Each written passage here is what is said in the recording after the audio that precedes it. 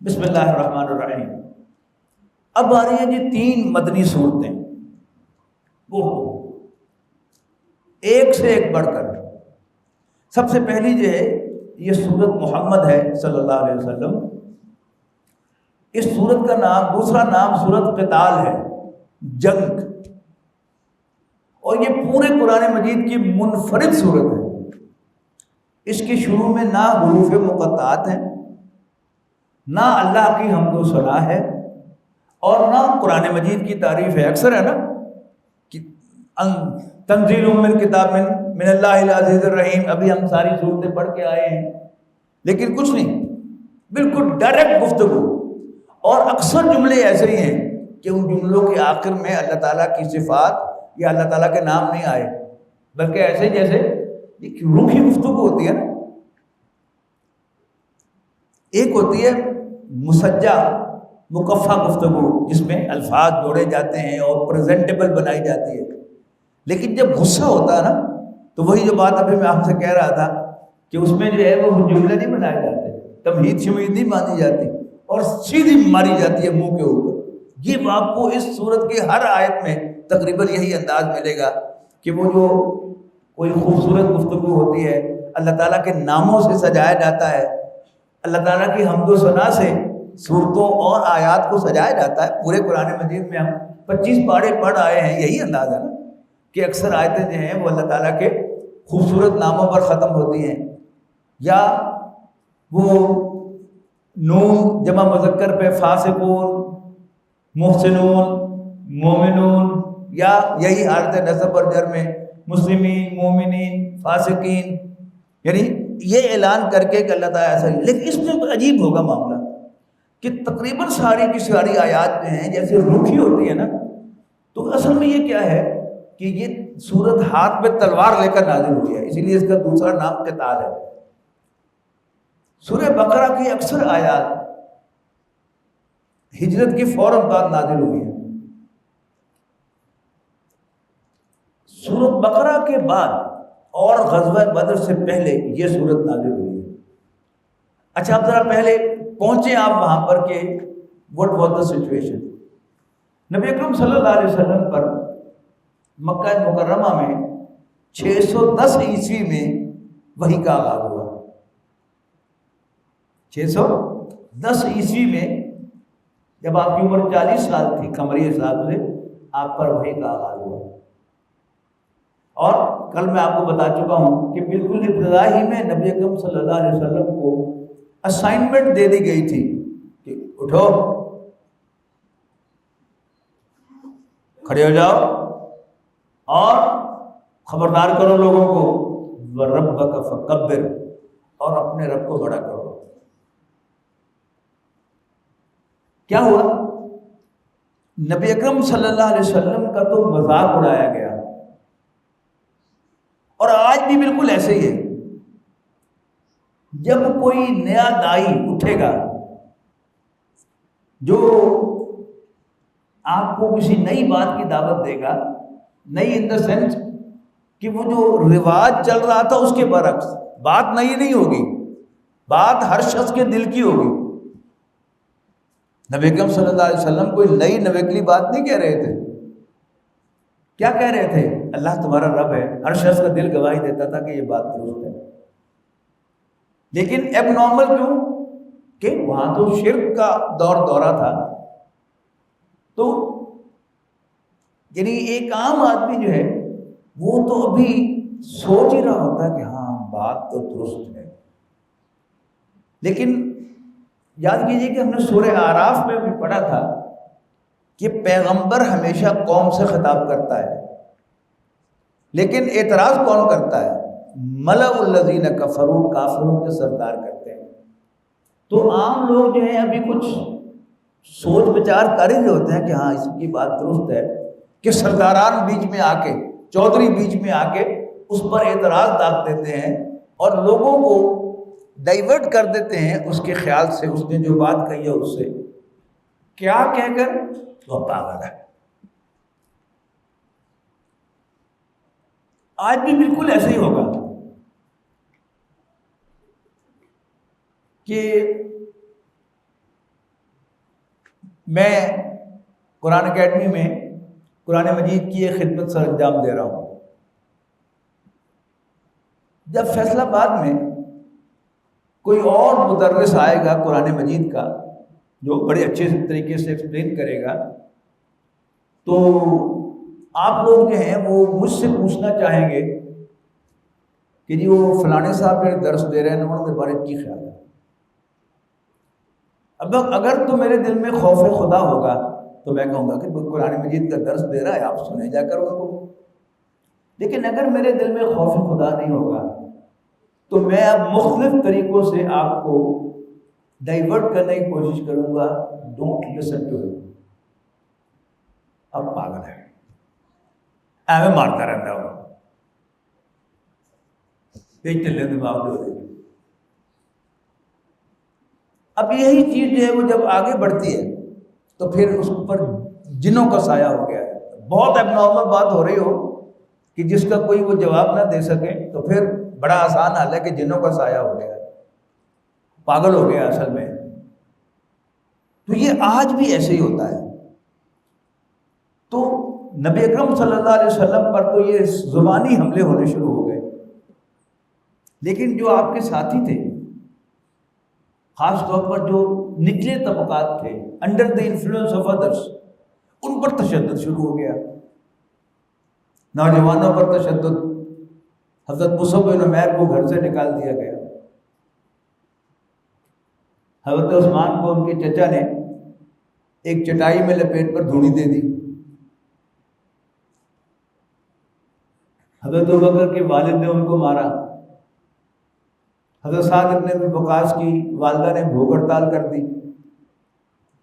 حضرت بلال غلام تھے، امیہ بن خلف تھے، تو ان کو الٹا زمین پر لٹا کر اور رسی باندھ کر ان کو مکے کی پتھریلی زمین پر گھسیٹا. مکے میں ریت نہیں ہے، جن لوگوں نے سفر کیا ہے نوکیلے پتھر ہیں.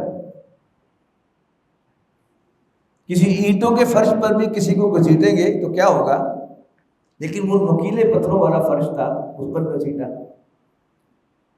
آل یاسر، حضرت یاسر رضی اللہ تعالیٰ عنہ، ان کی بیوی حضرت سمیہ، ان کے بیٹے عمار ابن یاسر، یہ خاندان تھا کہ جو مکے کے باہر کا تھا اور یہاں آباد تھا. وہ ایک حلیف تھا ابو جہل کا، کہ جس کے ماتحت وہ تھے. تو چونکہ وہ ابو جہل کا حلیف تھا، لہذا ابو جہل کو ان پر کنٹرول حاصل تھا، ان پر تشدد کرتا تھا روز وہ.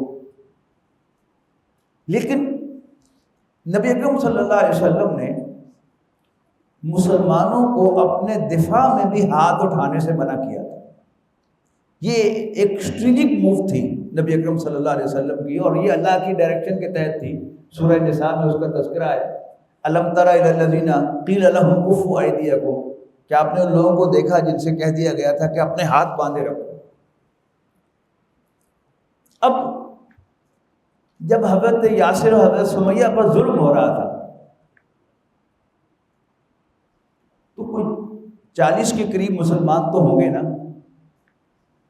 یا تو ہم یہ مان لیں کہ وہ سارے بے غیرت تھے معاذ اللہ، کہ ان کی ایک بہن اور ایک بھائی پر ظلم ہو رہا تھا اور لیکن وہ ان کو بچانے کے لیے بھی نہیں آئے. نہیں، ایسا نہیں تھا. ان جیسا غیرت مند کوئی پیدا نہیں ہوا، لیکن نبی اکرم صلی اللہ علیہ وسلم نے ان کے ہاتھ باندھے ہوئے تھے. یہاں تک کہ جب وہ قتل کر رہا تھا حضرت یاسر حضرت سمیہ کو، تشدد کر رہا تھا، نبی اکرم صلی اللہ علیہ وسلم بھی ان کے پاس سے گزرے تھے.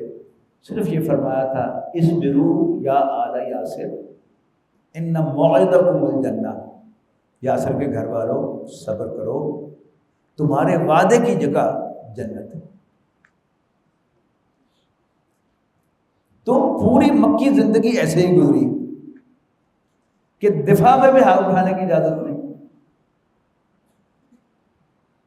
حضرت خباب الارض کو دیکھتے ہوئے انگاروں پر لٹا دیا گیا تو وہ نبی اکرم صلی اللہ علیہ وسلم کے پاس حاضر ہوئے کہ اللہ کے رسول، حد ہو گئی، اب تو بد دعا کیجیے کہ اللہ تعالیٰ عذاب بھیج دے. تو نبی اکرم صلی اللہ علیہ وسلم طیش میں آ گئے، یعنی آپ ٹیک لگا کر چادر کی ٹیک بنا کر بیٹھے ہوئے تھے، تو آپ ایک دم اٹھ کے بیٹھ گئے۔ فرمایا خدا کی قسم تم جلدی میں جا رہے ہو، خدا کی قسم تم جلدی میں جا رہے ہو۔ نبی اکرم صلی اللہ علیہ وسلم کو بنو ہاشم کی پروٹیکشن حاصل رہی، اور یہ بنو ہاشم کی پروٹیکشن کیا ہے؟ ہم لوگ جو شہروں میں پیدا ہوئے اور شہروں میں پلے بڑھے، وی ہیو نو آئیڈیا کہ یہ کیا چیز ہوتی ہے، لیکن دیہاتوں میں آج بھی آپ جائیں تو آپ کو وہاں خاندان کا پتہ چلے گا کہ خاندان کیا ہوتا ہے۔ آپ اپنے کسی دوست کے ساتھ اس کے گاؤں میں جائیں اور کوئی ایکس وائی زی گزر رہا ہو تو اس سے پوچھیے کہ یہ کون ہے۔ میں کہہ رہا ہوں کہ اس کا نام بعد میں بتائے گا، پہلے کہے گا کہ یہ راجپوتاں دا ہے کہ جٹاں دا ہے کہ پٹھاناں دا ہے۔ یہ پہلی پہچان ہے اس کی خاندان۔ اور آپ یہ مدینہ ٹاؤن کے تھانے میں چلے جائیں، یہ تو بیچارہ ویسے ہی بڑا یتیم تھانہ ہے، وہاں آپ کو بندہ پرندہ نظر نہیں آئے گا، صرف وہ 15 موٹر سائیکلیں کھڑی ہوں گی صرف اس کے اہلکاروں کی۔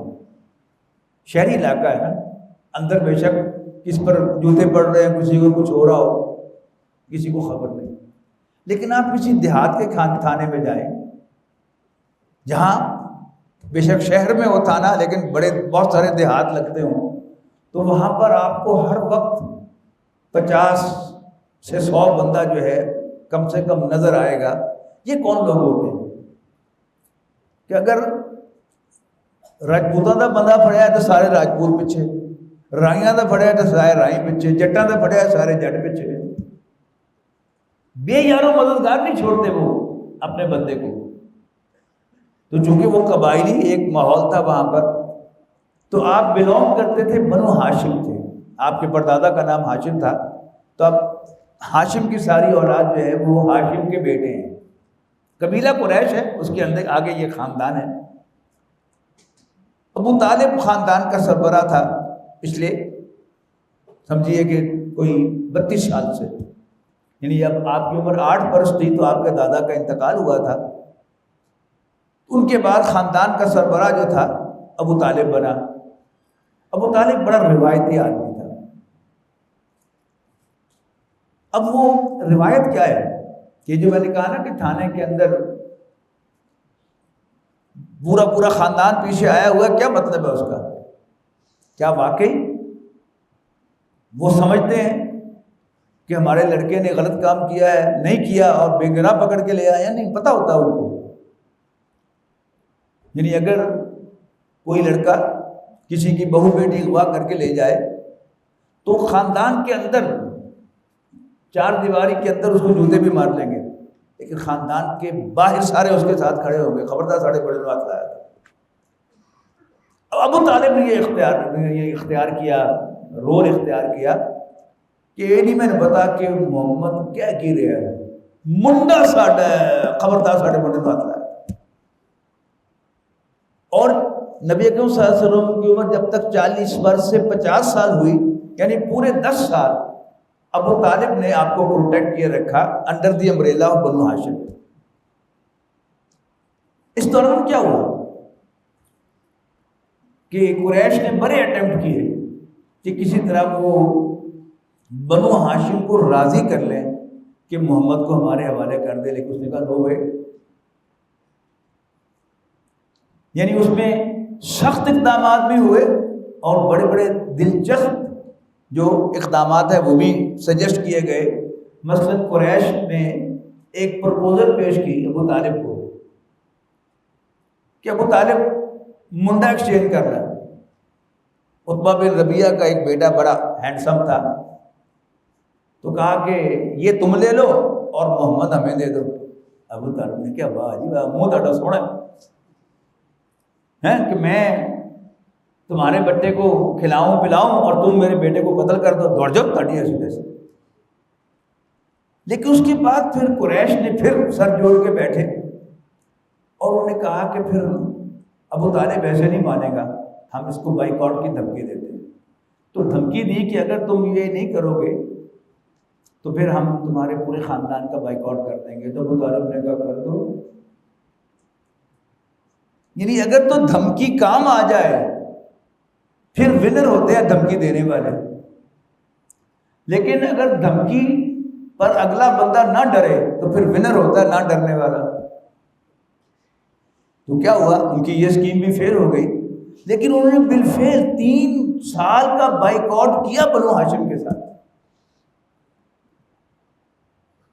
محرم سن 7 نبوی سے لے کر محرم سن 10 نبوی تک پورا خاندان بنو ہاشم ایک تنگ گھاٹی کے اندر قید رہا۔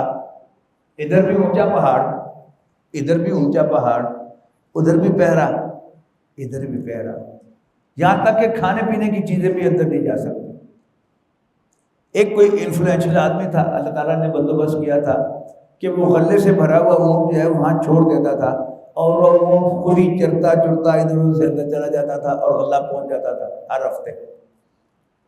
اور نبی اکرم صلی اللہ علیہ وسلم کے ساتھ والنٹیرلی 2 اللہ کے بندے جو ہیں وہ گئے، جو ہاشمی نہیں تھے، وہ تھے حضرت ابوبکر رضی اللہ تعالیٰ عنہ، وہ بنو ہاشم میں سے نہیں تھے، اور حضرت خدیجہ رضی اللہ تعالیٰ عنہ جو ہاشمی نہیں تھی۔ لہذا حضرت ابوبکر کی بیٹی اسماء بنت ابی بکر رضی اللہ تعالیٰ عنہ، حضرت عائشہ کی بڑی بہن، وہ بکریوں کو دودھ دو کر چھپ چھپا کے دے جاتی۔ کسی نے پکڑ بھی لیا تو میں کہوں گی کہ میں اپنے ابا کے لیے دودھ لے کے جا رہی ہوں، وہ چونکہ ہاشمی نہیں ہے لہذا ان پر پابندی کا اطلاق نہیں ہوتا۔ اور حضرت خدیجہ کے بھتیجے حکیم ابن حزام بعد میں ایمان لائے رضی اللہ تعالیٰ عنہ، یعنی اسماء تو بنت ابی بکر رضی اللہ تعالیٰ عنہ تو پہلے سے مسلمان تھی، لیکن حکیم ابن حزام مسلمان نہیں تھے، یہ حضرت خدیجہ کے بھتیجے تھے۔ یہ رات کے اندھیرے میں اونچا پہاڑ کراس کر کے اپنی پھوپھی کے لیے کھانا دے جاتے تھے، یعنی کافی سارا کھانا لے آئے تاکہ کچھ اور لوگ بھی ساتھ کھا لیں، اور پھر واپس پہاڑ چڑھ کر نیچے چلے جاتے تھے۔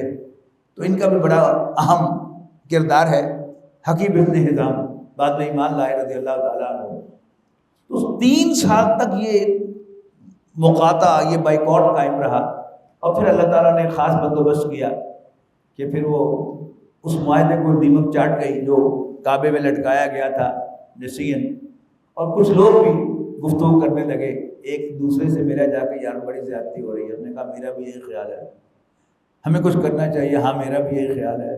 دوسرے کے پاس گیا، اس سے بھی یہی بات کہی، تو اللہ تعالیٰ نے بہرحال وہاں سے آزادی دے دی بنو ہاشم کو۔ لیکن اسی سال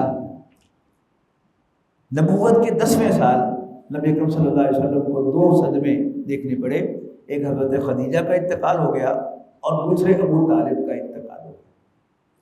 اب ابو طالب کا انتقال جو تھا، یہ تو ہم نے کتابوں میں پڑھا ہے کہ وہ غم کا سال تھا، لیکن پتہ نہیں کیوں کتابوں سے اگلی بات جو ہے وہ حذف کر لی گئی ہے کہ اگلا خاندان کا سربراہ بنو ہاشم کا وہ ابو لہب بن گیا، اور اس نے نبی اکرم صلی اللہ علیہ وسلم کو آ کر خاندان بنو ہاشم سے نکال دیا۔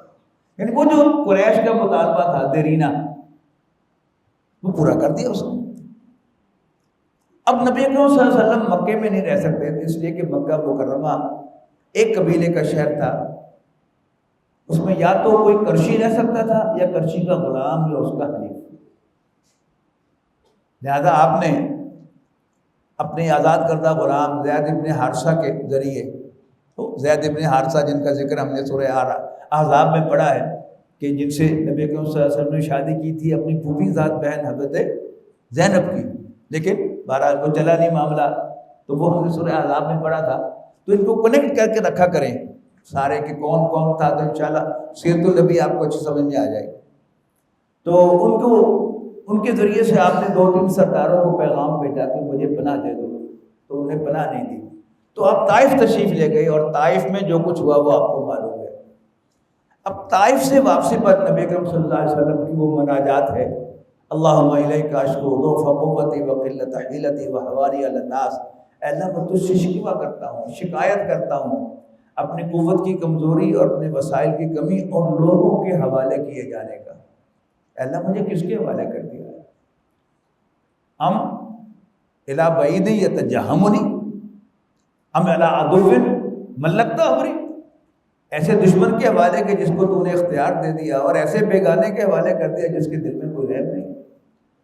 لیکن اے اللہ اگر تم مجھ سے ناراض نہیں ہے تو پھر مجھے کوئی پرواہ نہیں ہے۔ تو پھر اللہ تعالیٰ نے خود کھڑکی کھولی مدینہ منورہ کی، اور آپ مدینہ منورہ منتقل ہو گئے۔ وہ 3 سال کے اندر یہ پروسیس ہوا۔ نبوت کے 11ویں سال میں 6 افراد یا 5 افراد آپ نے رات کے اندھیرے میں ان سے ملاقات کی منی میں، وہ ایمان لے آئے۔ آگے جا کے انہوں نے مین ٹو مین دعوت دی۔ اگلے سال 12 افراد آئے، بیعت عقبہ اولیٰ ہوئی، حضرت مصعب بن عمیر کو لے کر گئے، انہوں نے 1 سال قرآن پڑھایا۔ اگلے سال 75 افراد آئے اور شیر کے منہ میں ہاتھ ڈال دیا آ کے۔ یہ جو بگیاڑ تھے نا عرب کے قریش، ان کے منہ میں ہاتھ ڈال دیا کہ ان کے دشمن کو بنا دے دی۔ اور آج دنیا کا وہ شیر بگیاڑ کون ہے؟ امریکہ ہے۔ تو اسامہ بن لادن کو جس کو انہوں نے امریکہ نے اپنا دشمن نمبر 1 ڈکلیئر کیا، جس نے ان کو بنا دی، تو ان کا کیا حال کیا، سوڈان کا کیا حال کیا، اور پھر طالبان کا کیا حال کیا انہوں نے۔ تو سمجھیے ساری یہ سیرت النبی اور قرآن مجید یہ زندہ حقائق ہے سب کے سب، یہ پرانی کہانیاں نہیں ہیں۔ تو قریش نے اب مدینہ منورہ کے لوگوں کو اپنا دشمن سمجھا، اور انہوں نے تو ہمت کر کے نبی اکرم صلی اللہ علیہ وسلم کو پناہ دے دی۔ اب جب آپ نے پناہ دی ان کو، مدینے والوں نے پناہ دی نبی اکرم صلی اللہ علیہ وسلم کو، تو ذوالحج میں وہ معاہدہ ہوا کہ آپ ہمارے پاس تشریف لے آئیں، آپ کے خاندان والوں نے آپ کو ڈس اون کر دیا ہے، آپ ہمارے پاس تشریف لے آئیں، ہم آپ کی اسی طرح حفاظت کریں گے جیسے اپنے خاندان میں پیدا ہونے والے بچوں کی حفاظت کریں۔ اور نبوت کے 14ویں سال یعنی 13ویں سال کے ذی الحج میں یہ ہوا، اور 14ویں سال کے ربیع الاول میں نبی اکرم صلی اللہ علیہ وسلم مدینہ منورہ منتقل ہو گئے۔ اور وہ میں آپ کو بتا چکا ہوں کہ وہاں پہنچ کر پہلے 6 ماہ میں آپ نے اندر کنسولیڈیشن کی، مواخات قائم کی، مسجد نبوی کا تعمیر کی، اور میثاق مدینہ کیا، یہودیوں کو باندھا معاہدے میں۔ اور پھر رمضان سن 21 ہجری سے، یعنی ربیع الاول میں تشریف لائے تھے، گن لیجیے 6 ماہ کے بعد، رمضان سن 1 ہجری سے آپ نے ہر ماہ ایک مسلح دستہ روانہ شروع کر دیا، روانہ کرنا قریش کی نقلی حرکت کو، نقل حرکت کو نوٹ کرنے کے لیے، اور قریش کو اپنی پریزنس دکھانے کے لیے۔ نتیجہ کیا نکلا؟ قریش بھی پاگل تو نہیں تھے، اور یہی نبی کریم جیسے حضرت ابراہیم علیہ السلام نے کیا تھا نا، کہ وہ بت توڑ کر گھر جا کر بیٹھ گئے، اور پلان کیا تھا کہ اب یہ رات کو آئیں گے اور پھر مجھے بلائیں گے، اور پھر میں کہوں گا کہ اپنے بڑے سے پوچھو، اور یہ پھر کہیں گے کہ وہ تو بولتے نہیں ہیں۔ بالکل وہی جو انہوں نے سٹیج سیٹ کی تھی وہی ہوا، کہ انہوں نے کہا کہ نا وہ بڑے پہ اوپر پوچھو، تو نے کہا کہ ابراہیم تک پتہ ہی ہے وہ بولتے نہیں، بس یہ جملہ ان کے منہ سے نکلوانا تھا، اور ساتھ ہی فٹے منہ کہہ دیا ان کو، فٹے منہ تاٹے، جن کو اپنے ہاتھوں سے بناتے ہو انہی کی عبادت کرتے ہو۔ اب نبی اکرم صلی اللہ علیہ وسلم نے یہ سٹیج سیٹ کی کہ میں تجارتی راستوں پر ان کے اپنے بندے بٹھاؤں گا، اپنی مسلح پریزنس شو کروں گا، اور عرب کے مختلف قبائل کے ساتھ میں دوستی کا ہاتھ بڑھاؤں گا، تو قریش اب مجھ سے لڑنے کے لیے آئیں گے۔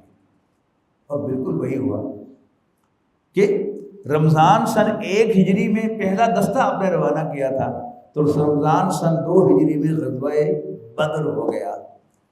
اب یہ جو صورت ہے یہ غزوہ بدر سے بالکل پہلے، یعنی جو پہلا سٹیپ تھا کہ مکہ مکرمہ میں رہتے ہوئے اپنے دفاع میں بھی ہاتھ اٹھانے کی اجازت نہیں تھی، لیکن دوران سفر ہجرت سورہ حج کی وہ آیت نازل ہو گئی، اُذِنَ لِلَّذِينَ يُقَاتَلُونَ بِأَنَّهُمْ ظُلِمُوا إِنَّ اللَّهَ عَلَىٰ نَصْرِهِمْ لَقَدِيرٌ۔ وہ لوگ کہ جن پر ظلم کیا جا رہا تھا انہیں بھی اجازت ہے، جن پر جنگ تھوپی جا رہی تھی انہیں بھی اجازت ہے کہ اب وہ لڑ سکتے ہیں، ہاتھ اٹھا سکتے ہیں، اور اللہ تعالیٰ ان کی مدد پر قادر ہے۔ پہلا وہ تھا۔ پھر سورہ بقرہ میں ہم پڑھ کے آئے ہیں کہ اس میں روزہ 23ویں رکوع میں، اور پھر 24ویں رکوع سے پہلے حج کا ذکر، اور حج کہاں ہوتا ہے؟ خانہ کعبہ میں۔ خانہ کعبہ کہاں ہے؟ مکہ مکرمہ میں۔ اور پھر ساتھ ہی وَقَاتِلُوهُمْ حَتَّى لَا تَكُونَ فِتْنَةٌ وَيَكُونَ الدِّينُ لِلَّهِ، ان سے جنگ کرتے رہنا جب تک کہ فتنہ فرو نہ ہو جائے اور دین سارا اللہ کا نہ ہو جائے۔ اس میں سورہ بقرہ میں اب اور بھی بہت سے مسائل تھے، ایشوز تھے، لیکن اب سیدھا سیدھا حکم اللہ کے راستے میں لڑنے کا وہ ہے سورۃ محمد صلی اللہ علیہ وسلم۔ اور دیکھیے گا، وہ جو میں نے کہا نا کہ یہ سورت ہاتھ میں تلوار لے کر نازل ہوئی ہے اور کوئی تمہید نہیں، کوئی تمہید نہیں ہے اس کی، سیدھا سیدھا اعوذ باللہ من الشیطان الرجیم الذین کفروا وصدوا عن سبیل اللہ اضل اعمالهم، وہ لوگ جنہوں نے کفر کیا اور اللہ کے راستے سے روکا، ان کے تمام اعمال ضائع ہو گئے۔ یہ اعمال کون سے ہیں؟ وہ جو حاجیوں کو پانی پلاتے تھے، وہ جو خانہ کعبہ کی تعمیر کرتے تھے، آرائش کرتے تھے۔ ہمیں اب بھی ہوتا ہے نا، یہ بڑی غلط فہمی ہوتی ہے کہ جی واہ واہ واہ واہ واہ، سعودی حکومت جو ہے وہ حاجیوں کی خدمت کا اور کمال کر دیتی ہے۔ کرتے رہے، لیکن جب اللہ کے دین کی بات آئے گی تو پھر ان کی ان چیزوں کو کوئی لحاظ نہیں ہوگا۔ اضل اعمالهم، ان کے سارے اعمال ضائع ہو گئے۔ والذین آمنوا وعملوا الصالحات، اس کے برعکس وہ لوگ جو ایمان لائے اور انہوں نے نیک عمل کیے، وآمنوا بما انزل علی محمد، واضح کیا ہے کہ ایمان سے مراد صرف اللہ کو ماننا نہیں ہے، وآمنوا بما انزل علی محمد، اور وہ ایمان لائے اس پر جو محمد پر نازل کیا گیا صلی اللہ علیہ وسلم، وہو الحق من ربہم، اور وہ ان کے رب کی طرف سے حق ہے، کفر عنہم سیئاتہم، اللہ تعالیٰ نے ان کے تمام برائیاں ان سے دور کر دی، وَأَصْلَحَ بَالَهُمْ، اور ان کے احوال درست کر دیے۔ ان کا فیوچر میں بھی آپ ترجمہ کیا کر سکتے ہیں کہ اللہ کر دے گا، عربی میں یہ اسلوب موجود ہے۔ ذَلِكَ بِأَنَّ الَّذِينَ كَفَرُوا، یہ اس لیے کہ وہ لوگ جنہوں نے کفر کیا، اتبعوا الباطل، انہوں نے باطل کی پیروی کی، وَأَنَّ الَّذِينَ آمَنُوا اتَّبعوا الْحَقَّ مِن رَّبِّهِمْ، جبکہ ایمان والوں نے اپنے رب کی طرف سے حق کی پیروی کی۔ كَذَلِكَ يَضْرِبُ اللَّهُ لِلنَّاسِ أَمْثَالَهُمْ، اس طرح بتائے دیتا ہے اللہ تعالیٰ انسانوں کو ان کی ٹھیک ٹھیک حیثیت۔ دیکھ رہے کتنا روکھا کلام ہے، یعنی وہ جو عام اللہ تعالیٰ کے اسماء الحسنیٰ سے سجایا جاتا ہے آیات کو، اور قرآن مجید کی تعریف کی جاتی ہے، یعنی وہ سب باتیں اس میں نہیں ہیں، کھری کھری باتیں، ایسے جیسے منہ پہ ماری جا رہی ہیں باتیں۔ فَإِذَا لَقِيتُمُ الَّذِينَ كَفَرُوا، اگر کوئی کسر رہ گئی تھی اب وہ آگے سن لیجیے، فَإِذَا لَقِيتُمُ الَّذِينَ كَفَرُوا، تو اے مسلمانوں جب تمہارا کافروں سے مقابلہ ہو، فَضَرْبَ الرِّقَابِ، تو ان کی گردنیں مار دینا، حَتَّى إِذَا أَثْخَنْتُمُوهُمْ، یہاں تک کہ جب تم انہیں کچل دو، فَشَدُّوا الْوِثَاقَ، تو مضبوط باندھو قیدیوں کو، فَإِمَّا مَنًّا بَعْدُ وَإِمَّا فِدَاءً، پھر اس کے بعد یا تو بطور احسان یا فدیہ لے کر چھوڑ دو، حَتَّى تَضَعَ الْحَرْبُ أَوْزَارَهَا، یہاں تک کہ جنگ ختم ہو جائے۔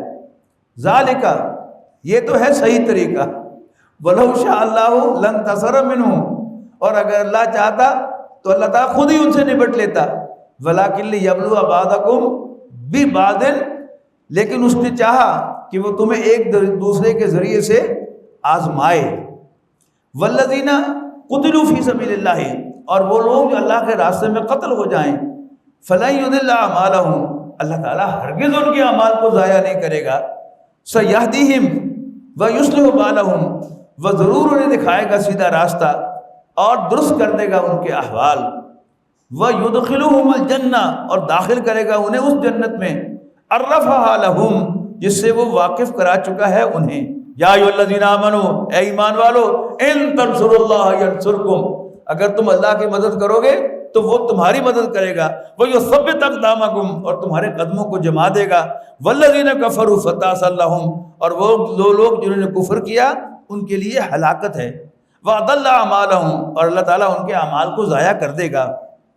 ذَلِكَ بِأَنَّهُمْ كَرِهُوا مَا أَنزَلَ اللَّهُ فَأَحْبَطَ أَعْمَالَهُمْ، یہ اس لیے کہ انہوں نے ناپسند کیا اس چیز کو جو اللہ نے نازل فرمائی تھی، لہذا ان کے تمام اعمال اس نے ضائع کر دیے۔ افلم یسیروا فی الارض، کیا نہیں چلے پھرے وہ زمین میں، فینظروا کہ دیکھتے کیف کان عاقبۃ الذین من قبلہم، ان سے پہلوں کا کیا انجام ہوا، دمر اللہ علیہم، اللہ تعالیٰ نے ان کو تباہ و برباد کر کے رکھ دیا، وللکافرین امثالھا، اور کافروں کے لیے بھی ایسے ہی نتائج ہوں گے، ان کافروں کے لیے بھی۔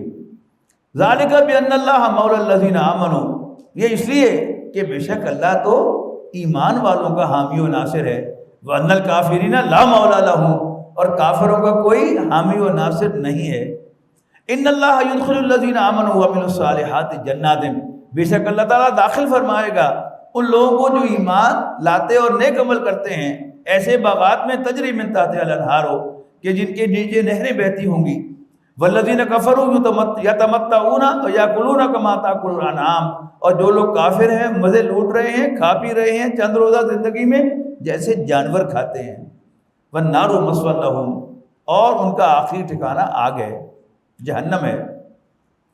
وَكَأَيٍّ مِّن قَرْيَةٍ هِيَ أَشَدُّ قُوَّةً مِّن قَرْيَتِكَ الَّتِي أَخْرَجَتْكَ، اور کتنی ہی بستیاں جو زیادہ زور آور تھیں، یعنی جن کے رہنے والے زیادہ زور آور تھے، تمہاری اس بستی سے اے نبی صلی اللہ علیہ وسلم، الَّتِي أَخْرَجَتْكَ، جس نے تمہیں نکالا تھا، یعنی جس کے رہنے والوں نے تمہیں نکالا تھا، نَاهُمْ فَلَا نَاصِرَ لَهُمْ، ہلاک کر دیا ہم نے ان کو، یعنی مراد کیا ہے، ہم ان کو ہلاک کر دیں گے، اور فلا ناصر لہم، ان کا کوئی مددگار نہیں ہوگا۔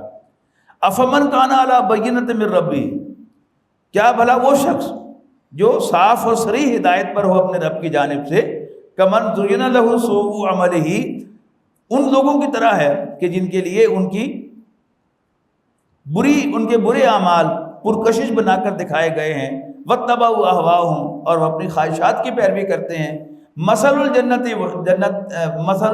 التي وعد المتقون، اس جنت کے حوال کے جن کا متقیوں سے وعدہ کیا گیا ہے، کیا ہے، فیہا انہار من ماء غیر آسن، کہ ان کے اندر صاف ستھرے پانی کی نہریں ہوں گی، وانہار من لبن، اور دودھ کی نہریں، لم یتغیر طعمہ، جن کا ذائقہ الٹر نہیں ہوگا، وانہار من خمر لذۃ للشاربین، اور لذیذ شراب کی لہریں ہوں گی، شراب کی نہریں ہوں گی جن کا ذائقہ پینے والوں کے لیے بہت لذیذ ہوگا، وانہار من عسل مصفی، اور صاف اور شفاف شہد کی نہریں ہوں گی، ولہم فیہا من کل الثمرات، اور ان کے لیے جنت میں ہوں گے ہر طرح کے پھل، ومغفرۃ من ربہم، اور ان کے رب کی طرف سے بخشش بھی انہیں ملے گی۔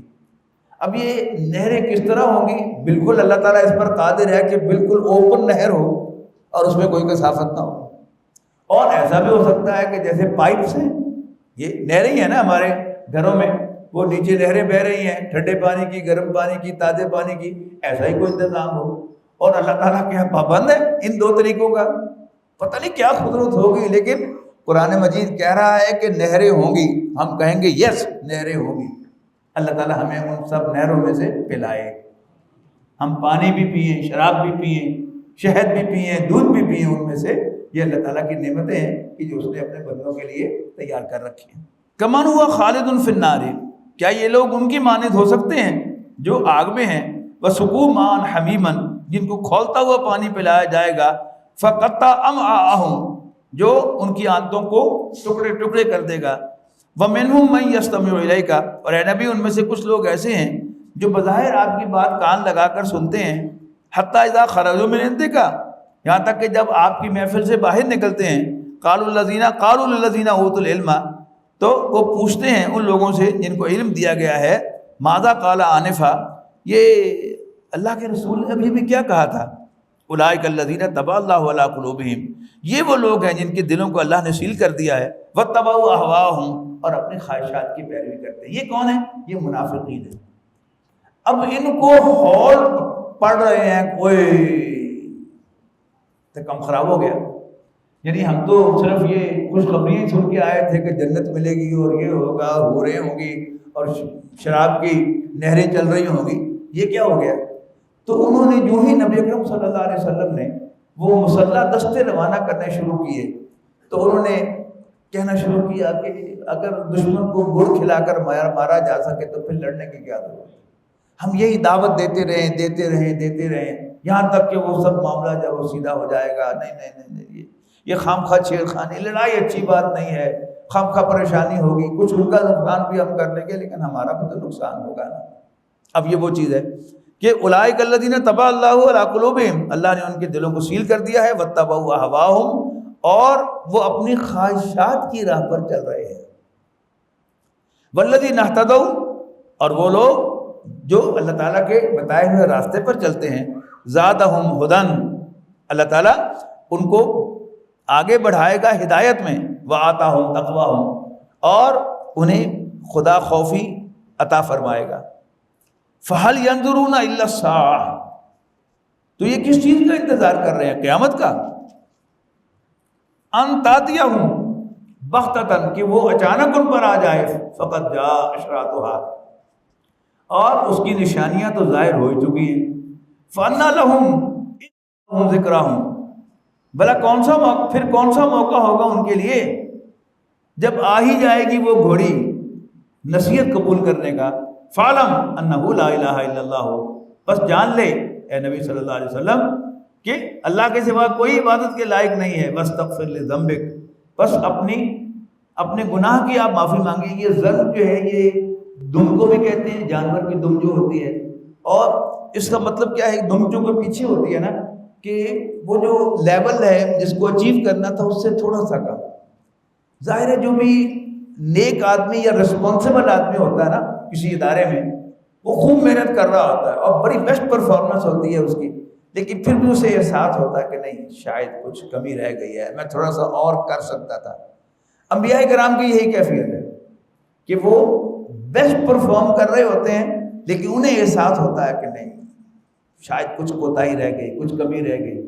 اب یہ ان کا ذنب ہے، تو اللہ تعالیٰ ان کو ری ایشور کر رہا ہے کہ وَاسْتَغْفِرْ لِذَنبِكَ وَلِلْمُؤْمِنِينَ وَالْمُؤْمِنَاتِ، اور استغفار کر اپنے گناہ اور مومنوں کے اور مومن و مردوں اور عورتوں کے گناہوں کا۔ وَاللَّهُ يَعْلَمُ مُتَقَلَّبَكُمْ وَمَثْوَاكُمْ، اور اللہ تعالیٰ خوب جانتا ہے تمہاری سرگرمیوں کو بھی اور تمہارے ٹھکانوں کو بھی، ان سے بھی خوب واقف ہے۔ وَيَقُولُ الَّذِينَ آمَنُوا، اور ایمان والے کہتے ہیں لولا نزل سورۃ، کہ کوئی سورت نازل کیوں نہیں ہوتی؟ مراد کیا تھا کہ اللہ تعالیٰ ہمیں اب قتال کا حکم کیوں نہیں دے رہا؟ وہ تو پہلے دن سے کہہ رہے تھے کہ یا اللہ کچھ ہمیں بھی اجازت دیجیے اللہ کے رسول کہ ہم بھی مقابلہ کریں۔ تو کہا جا رہا ہے کہ جو سچے ایمان والے ہیں وہ تقاضا کر رہے ہیں نبی کریم صلی اللہ علیہ وسلم سے کہ کوئی واضح صورت کیوں نازل نہیں ہو رہی؟ فَأَنزِلَتْ سُورَةٌ مُحْكَمَةٌ، لیکن جب نازل ہو گئی ایک واضح احکام والی صورت، وَذُكِرَ فِيهِ الْقِتَالُ، اور اس میں جنگ کا حکم بھی آ گیا، رَأَيْتَ الَّذِينَ فِي قُلُوبِهِم مَرَضٌ، تو تم دیکھتے ہو ان لوگوں کو جن کے دلوں میں منافقت کا مرض ہے، يَنظُرُونَ إِلَيْكَ نَظْرَ الْمَغْشِيِّ عَلَيْهِ مِنَ الْمَوْتِ، کہ ان کی کیفیت کیا ہوتی ہے کہ وہ تمہاری طرف ایسے شخص کی طرح دیکھ رہے ہوتے ہیں جس پر موت کی غشی طاری ہو رہی ہوتی ہے۔ جیسے کوئی شخص جو ہے وہ مر رہا ہے تو اس طرح وہ تمہاری طرف دیکھ رہے ہوتے ہیں کہ جیسے وہ موت آئی گئی ہے ان کو۔ فَأَوْلَىٰ لَهُمْ، بس افسوس ہے ان کے حال پر۔ طاعتٌ وَقَوْلٌ مَعْرُوفٌ، وہ اپنی زبان سے تو اطاعت کی اچھی اچھی باتیں کر رہے ہیں، اطاعت کا اقرار کر رہے ہیں۔ فَإِذَا عَزَمَ الْأَمْرَ، لیکن جب جنگ کا قطعی حکم دے دیا گیا تو کیا ہوا؟ فَلَوْ صَدَقُوا اللَّهَ لَكَانَ خَيْرًا لَهُمْ، تو اس وقت اگر وہ سچے نکلتے اور اللہ کے کیے ہوئے عہد کے مطابق تو یہ ان کے لیے بہت اچھا ہوتا۔ فَهَلْ عَصَيْتُمْ، تو اے منافقو کیا تم نے کیا تم سے اس کے سوا اور کیا توقع ہو سکتی تھی؟ ان تولیتم ان تفسدوا فی الارض، کہ اگر تم الٹے منہ پھر گئے، ان تفسدوا فی الارض، تو زمین میں فساد مچاؤ گے، وتقطعوا ارحامکم، اور آپس میں قطع رحمی کرو گے، رشتے توڑو گے۔ اولئک الذین اللہ، یہ وہ لوگ ہیں جن پر اللہ تعالیٰ نے لعنت فرمائی ہے، واسمہم، اور ان کو بہرا کر دیا ہے، واعمی ابصارہم، اور ان کی آنکھیں اندھی کر دی ہیں۔ افلا یتدبرون القرآن، تو کیا یہ قرآن مجید پر غور نہیں کرتے؟ ام علی قلوب اقفالها، تو کیا ان کے دلوں پر تالے پڑ گئے ہیں؟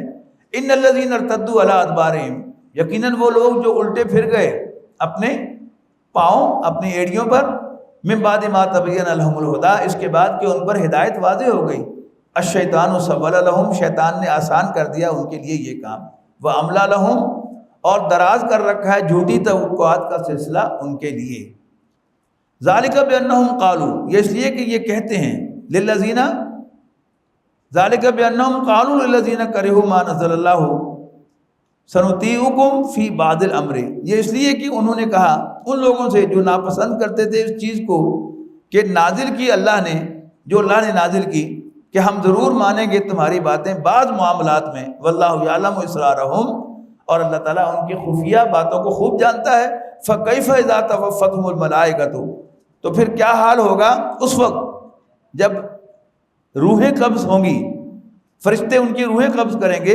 یضربون وجوہہم وادبارہم، ان کے چہروں اور ان کی پیٹھوں پر ضربیں لگاتے ہوئے، ذالک بانہم اتبعوا ما اسخط اللہ، یہ اس لیے ہوا کہ انہوں نے پیروی کی اس چیز کی جو اللہ تعالیٰ کو ناراض کرنے والی تھی، وَقَرِهُ رِضْوَانَهُ، اور اللہ تعالیٰ کو راضی کرنا ان کو ناپسند تھا، فَأَحْبَطَ أَعْمَالَهُمْ، لہذا اللہ نے ان کے تمام اعمال ضائع کر دیے۔ ام حسب الذین فی قلوبہم مرض، کیا سمجھے بیٹھے ہیں وہ لوگ جن کے دلوں میں نفاق کا مرض ہے، اللہ یخرج اللہ اضغانہم، کہ اللہ تعالیٰ ان کے دلوں کے کھول کو ظاہر نہیں کرے گا، وَلَوْ نَشَاءُ لَأَرَيْنَاكَهُمْ، اگر ہم چاہیں تو ضرور دکھا دیں تمہیں، فَلَعَرَفْتَهُمْ بِسِیمَاهُمْ، پھر تم ان کو ان کے چہروں سے پہچان لو گے، وَلَتَعْرِفَنَّهُمْ فِي لَحْنِ الْقَوْلِ، اور ضرور جان لو گے تم ان کو ان کے انداز گفتگو سے، ان کے لہجے سے، وَاللَّهُ يَعْلَمُ أَعْمَالَكُمْ، اور اللہ تعالیٰ تمہارے اعمال کو خوب جانتا ہے، وَلَنَبْلُوَنَّكُمْ، اور ہم لازماً آزما کر رہیں گے تمہیں، حَتَّى نَعْلَمَ الْمُجَاهِدِينَ مِنْكُمْ وَالصَّابِرِينَ، یہاں تک کہ ہم علیحدہ کر لیں، یعنی سارٹ آؤٹ کر لیں تم میں سے مجاہدین اور صبر کرنے والوں کو، وَنَبْلُوَ أَخْبَارَكُمْ، اور جانچ لیں تمہارے حالات کو، ان الذین کفروا وصدوا عن سبیل اللہ، یقیناً وہ لوگ جنہوں نے کفر کیا اور اللہ کے راستے سے روکا، وشاقوا الرسول، اور پیغمبر صلی اللہ علیہ وسلم کی مخالفت کی، من بعد ما تبین لهم الہدی، اس کے بعد کہ ان پر ہدایت واضح ہو گئی تھی، لن یضروا اللہ شیئا، تو اللہ تعالیٰ کا وہ یقیناً کچھ نہیں بگاڑ سکیں گے، وسیحبط اعمالہم، اور اللہ غارت کر دے گا ان کے اعمال کو، یا ایھا الذین آمنوا اطیعوا اللہ واطیعوا الرسول، اے ایمان والو کہنا مانو اللہ اور اللہ کے رسول کا صلی اللہ علیہ وسلم، ولا تبطلوا اعمالکم، اور اپنے اعمال کو باطل نہ کرو، برباد نہ کرو، ان الذین کفروا وصدوا عن سبیل اللہ، یقیناً وہ لوگ جنہوں نے کفر کیا اور اللہ کے راستے سے روکا، ثم ماتوا وهم کفار، اور پھر حالت کفر ہی میں مر گئے، فلن یغفر اللہ لهم، اللہ تعالیٰ انہیں ہرگز معاف نہیں کرے گا، ولا تہنوا، اور ہمت نہ ہارو، وتدعوا الی السلم، اور نہ ہی صلح کی پیشکش کرو، انتم الاولی وانتم الاولون، اور تم ہی غالب ہوگے،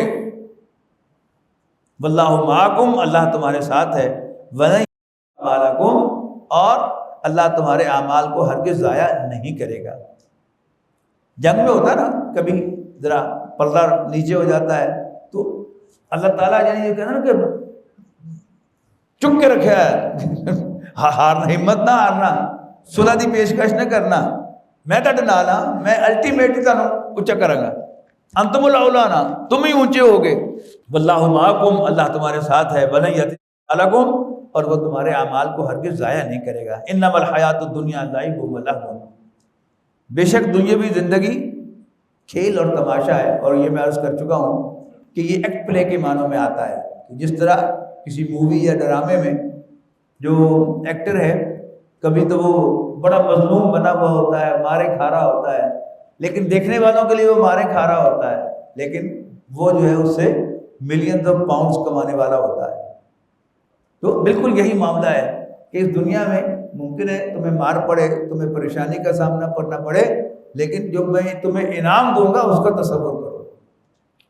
تو انما الحیات الدنیا لعب و لہو وان تؤمنوا وتتقوا، اور اگر تم ایمان لاؤ گے اور اللہ سے ڈرتے رہو گے، یؤتکم اجورکم، اللہ تمہیں تمہارے اجروں سے نوازے گا، ولا یسألکم اموالکم، اور تم سے ہرگز تمہارے مال نہیں مانگے گا۔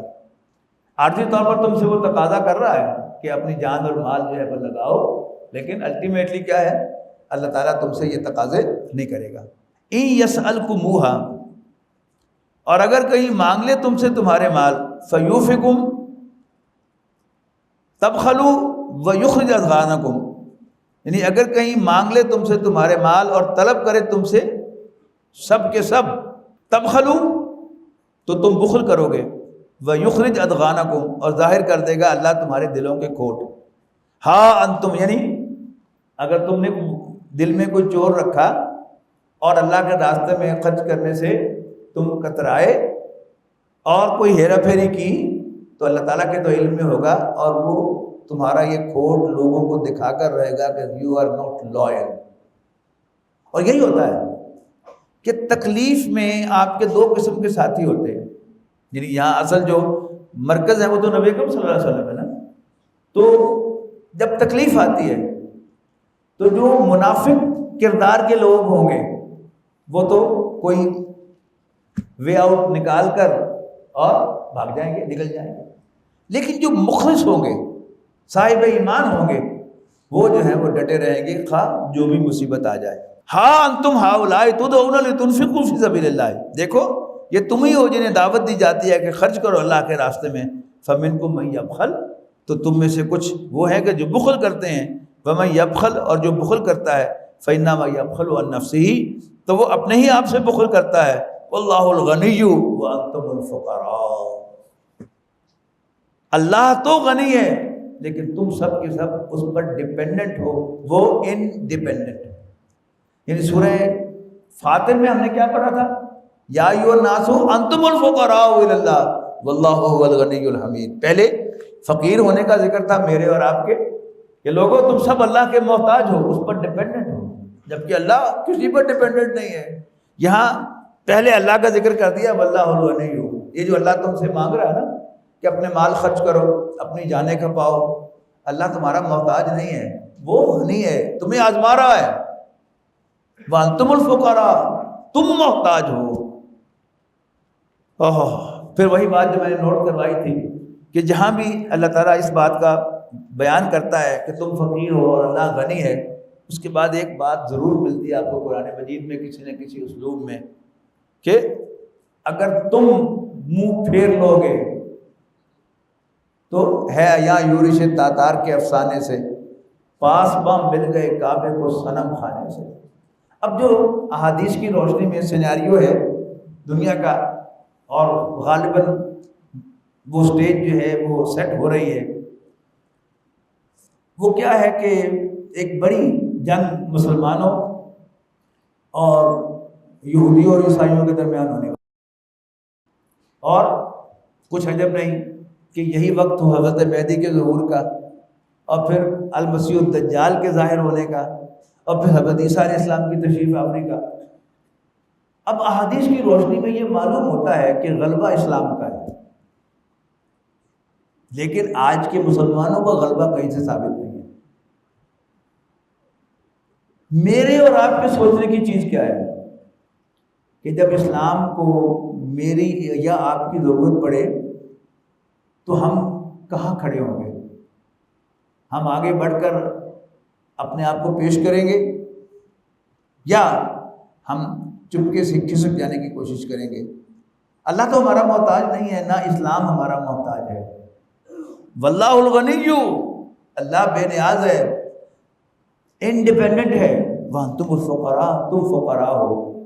تو ہے یا یورش تاتار کے افسانے سے عربوں نے چھوڑ دیا اسلام کو، تو اللہ نے ترکوں کے ہاتھ میں جھنڈا تھما دیا، وہی کہ جو ان کے قتل کرنے والے، ان کی لاشوں کے انبار لگانے والے تھے، اللہ نے انہی کے دلوں میں اسلام کی محبت پیدا کر دی، اور وہ کئی صدیوں تک اسلام کے امام رہے، اور خلافت اللہ نے ان کو منتقل کر دی۔